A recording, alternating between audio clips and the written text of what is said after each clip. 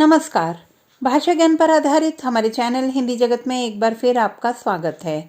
बच्चों, झटपट पाठ्यक्रम की पुनरावृत्ति के अंतर्गत हमारे पिछले वीडियो में आप गद्य पाठों पर आधारित बहुवैकल्पिक प्रश्न उत्तर देख चुके हैं।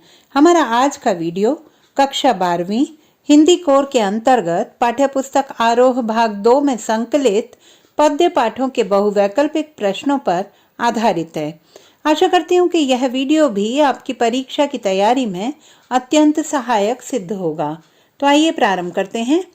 प्रश्न 1। कवि ने रस का अक्षय पात्र किसे कहा है? खेत को, कलम को, कागज को, कविता को? उत्तर कविता को। प्रश्न 2।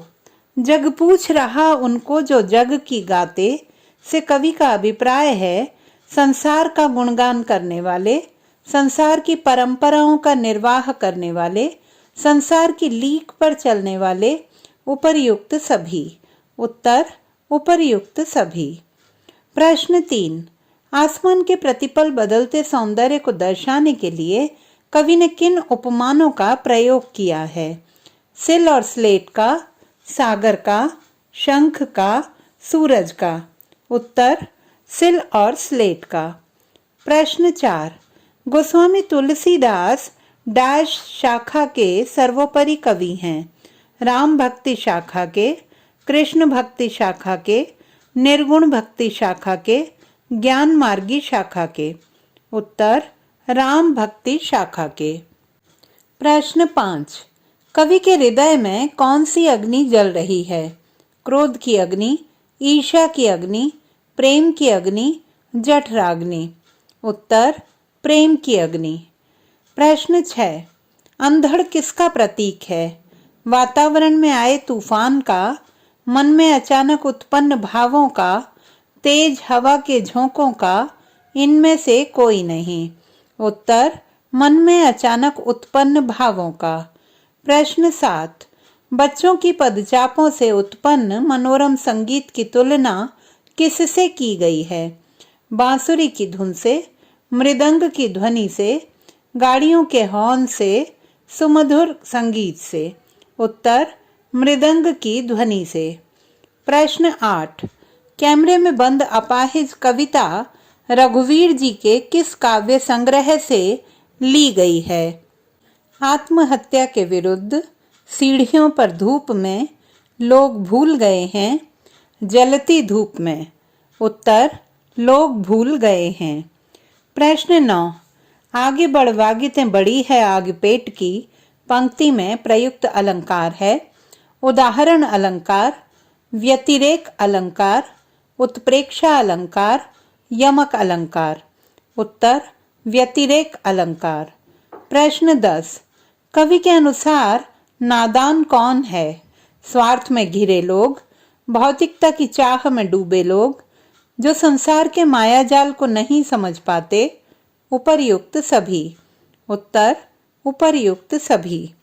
प्रश्न 11। आंखें चुराने का आशय है एकटक मुग्ध कर लेना, आंखें चोरी कर लेना, आंखों का काजल चुरा लेना, इनमें से कोई नहीं? उत्तर एकटक मुग्ध कर लेना। प्रश्न 12। काली सिल और लाल केसर किसका प्रतीक हैं? अंधकार एवं सुबह की किरणों का, दैनिक गतिविधियों का, समाज में व्याप्त अन्याय एवं अत्याचार का, रसोई में प्रयुक्त होने वाली सामग्री का? उत्तर अंधकार एवं सुबह की किरणों का। प्रश्न 13। दुरित दहन में प्रयुक्त अलंकार है? रूपक अलंकार, उत्प्रेक्षा अलंकार, श्लेष अलंकार, यमक अलंकार? उत्तर रूपक अलंकार। प्रश्न 14। निम्नलिखित में से दृश्य बिंब का उदाहरण नहीं है? रूपवती मुखड़े पर एक नर्म दमक, हाथों में चमकती चूड़ियों की खनखन, घरौंदे में जलाती है दिए, प्रथम और द्वितीय दोनों? उत्तर हाथों में चमकती चूड़ियों की खनखन। प्रश्न 15। मैं और जग और कहाँ का नाता पंक्ति में प्रयुक्त अलंकार है? यमक अलंकार, उत्प्रेक्षा अलंकार, मानवीकरण अलंकार, उपमा अलंकार। उत्तर यमक अलंकार। प्रश्न 16।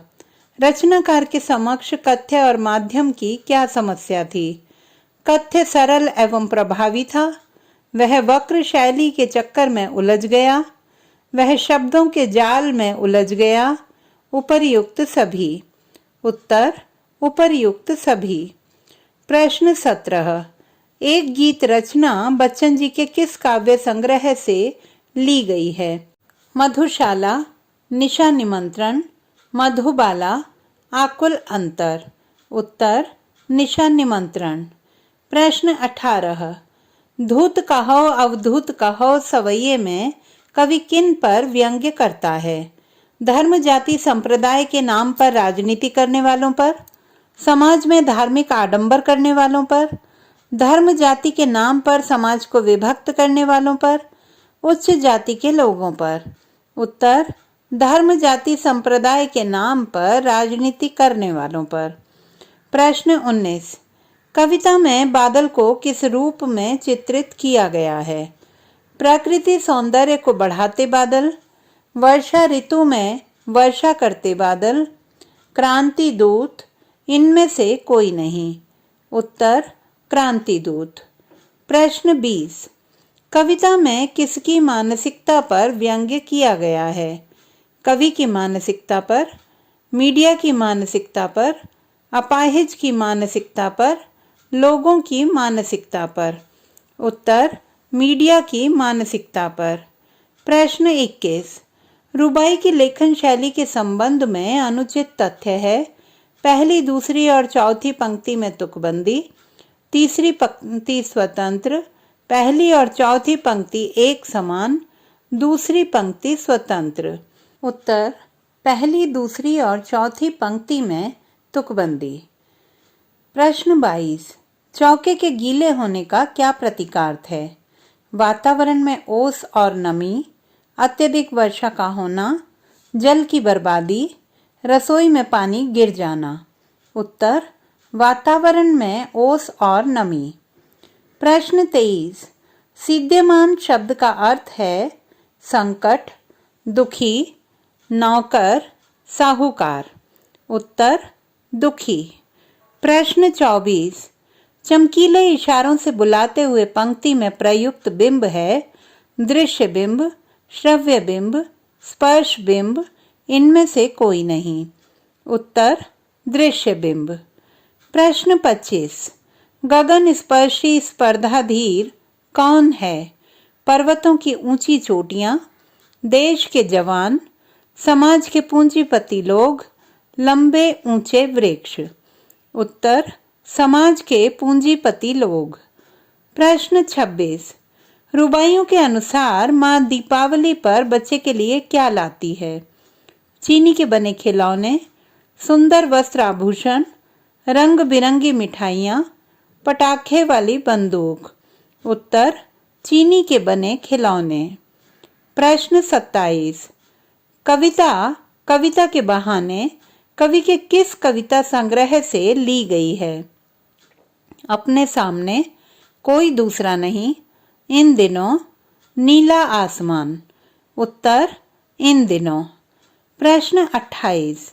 उषा कविता में प्रातःकालीन आकाश की पवित्रता को दर्शाने के लिए प्रयुक्त पंक्ति है राख से लीपा हुआ चौका, नील जल में या किसी की देह झिलमिल, बहुत काली सिल जरा से लाल केसर से, प्रातः नभ था बहुत नीला शंख जैसे। उत्तर प्रातः नभ था बहुत नीला शंख जैसे। प्रश्न 29। कविता बादल राग में किस शैली का प्रयोग किया गया है? प्रश्न शैली का, संबोधन शैली का, विवरणात्मक शैली का, विवेचनात्मक शैली का। उत्तर संबोधन शैली का। प्रश्न 30। धूत कहो अवधूत कहो सवैये में किस भक्ति भाव का चित्रण है? सखा भक्ति भाव का, दास्य भक्ति भाव का, पितृ भक्ति भाव का, मातृ भक्ति भाव का। उत्तर दास्य भक्ति भाव का। प्रश्न 31, रुबाई किसे कहते हैं? उर्दू फारसी का एक छंद, गजल का शीर्षक, लोकप्रिय पुस्तक का नाम, कविता का नाम। उत्तर, उर्दू फारसी का एक छंद। प्रश्न 32, कार्यक्रम संचालक पर्दे पर खुली हुई आंख की तस्वीर क्यों दिखाना चाहता है? कार्यक्रम को प्रभावी बनाने के लिए, वास्तविक उद्देश्य को पूरा करने के लिए, उपर्युक्त दोनों, इनमें से कोई नहीं। उत्तर, उपर्युक्त दोनों। प्रश्न 33, गोरी बेह के झिलमिलाने की समानता किससे की गई है? पुष्प के सौंदर्य से, सुबह के सूर्य से, डूबते सूर्य से, उषा काल से। उत्तर, सुबह के सूर्य से। प्रश्न 34, हो जाए न पथ में रात कहीं, यहाँ किस बात की ओर कवि ने संकेत किया है? दिन रात के नियमित चक्र की ओर, जीवन पथ की ओर, जीवन में निराशा की ओर, गति बढ़ाने की ओर। उत्तर, जीवन पथ की ओर।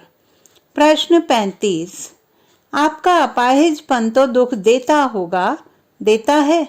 पंक्ति में प्रयुक्त अलंकार है अनुप्रास अलंकार एवं प्रश्न अलंकार, प्रश्न अलंकार एवं उपमा अलंकार, प्रश्न अलंकार एवं विरोधाभासी अलंकार, यमक अलंकार और उत्प्रेक्षा अलंकार।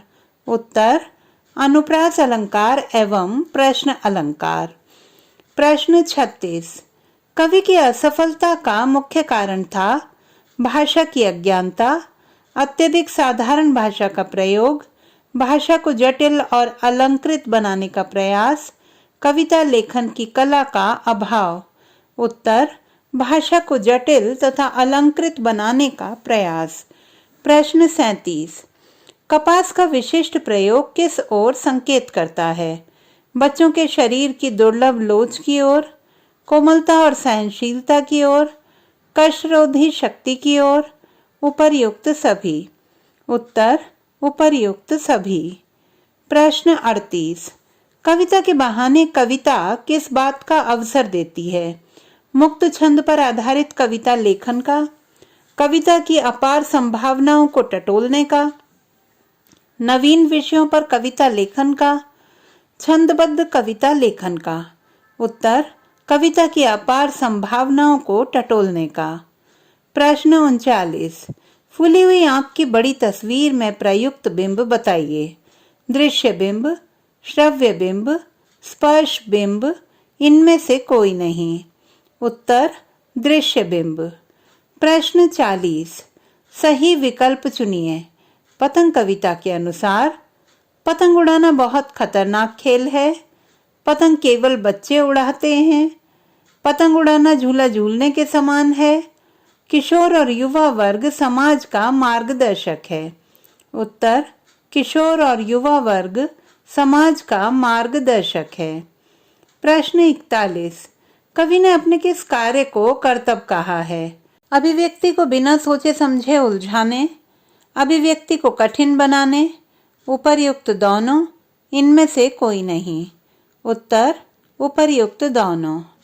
प्रश्न 42, कविता में कुछ पंक्तियां कोष्ठकों में रखी गई हैं जिनका अर्थ है कविता की नाट्य प्रस्तुति में सहायक, कविता के मुख्य उद्देश्य को अभिव्यक्त करना, दृश्य के प्रति कवि के विचार, उपर्युक्त सभी।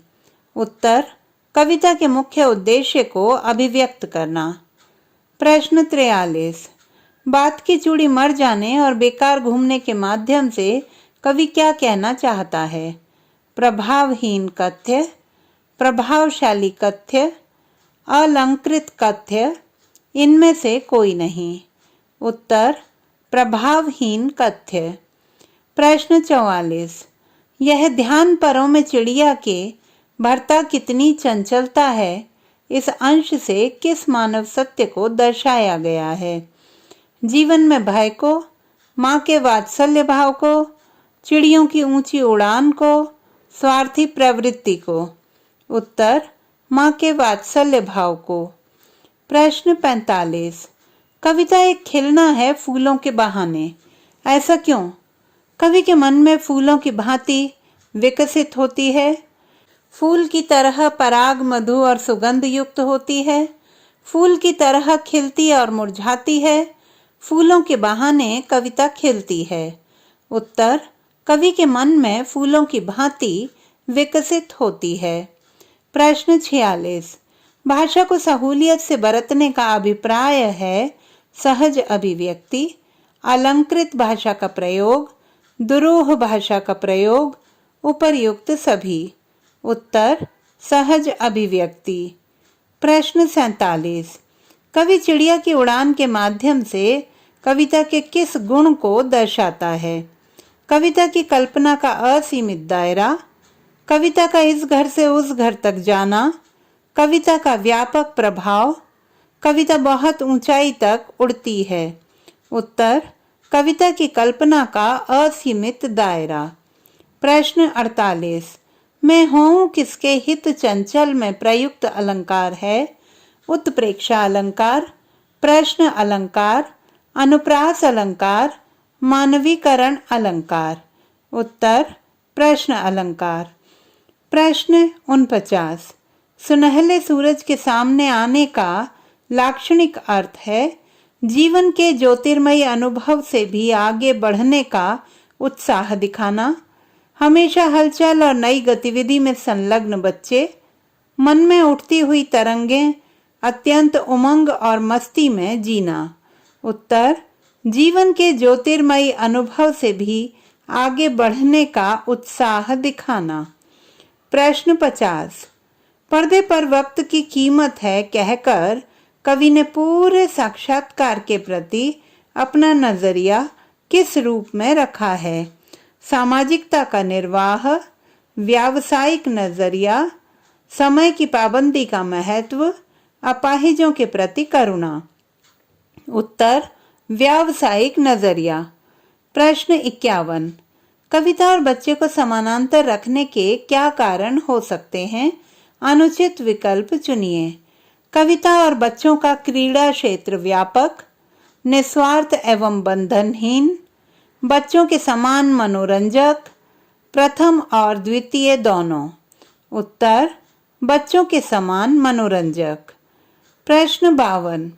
कविता के संदर्भ में बिना मुरझाए महकने के मायने क्या होते हैं? कविता का कालजयी होना, पीढ़ी दर पीढ़ी जीवन मूल्यों का प्रसार, उपर्युक्त दोनों, फूल की तरह ताजगी से परिपूर्ण। उत्तर, उपर्युक्त दोनों। तो बच्चों, आशा करती हूँ कि हमारा यह वीडियो आपके लिए अत्यंत सहायक सिद्ध होगा। समय कम है, अतः परीक्षा की दृष्टि से महत्वपूर्ण पाठ्य पुस्तक के सभी पाठों और अभिव्यक्ति और माध्यम पर आधारित बहुवैकल्पिक प्रश्नोत्तर देखना न भूलें। क्लास 12th की प्लेलिस्ट देखने हेतु लिंक पर क्लिक करें। भाषा संबंधी किसी भी समस्या के समाधान हेतु बने रहिए सुनीता भटनागर हिंदी जगत के साथ। आपका दिन शुभ हो।